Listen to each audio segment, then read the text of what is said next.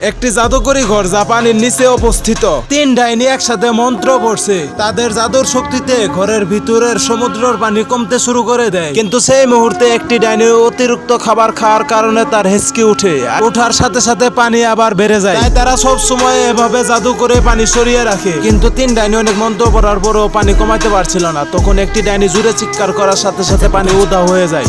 ঠিক তখনই হঠাৎ করে বাইরে বাতাস বইতে শুরু করে। একটি ডাইনি বাইরে গিয়ে দেখে 1000 মিটার উঁচু হয়ে এক বিশাল পানি আসছে। তখন তিন ডাইনি আতঙ্কিত হয়ে তাদের জিনিসপাতি গুছিয়ে পালানোর চেষ্টা করছে। কিন্তু ঠিক তখনই ডাইনি একটা ভুল করে তার জাদুর ছাতা উড়িয়ে ফেলে। তখন তারা উঠতে গিয়ে দ্রুত মাটিতে পড়ে যায়। তখন তারা দেখতে পারে মাথার উপরে পানি ঢেউগুলো তাদের দিকে ফিরে আসতেছে। তখন ডাইনিগুলো তাদের জীবন বাঁচানোর জন্য দৌড়াতে থাকে, কিন্তু পানির গতি তাদের চেয়ে অনেক বেশি।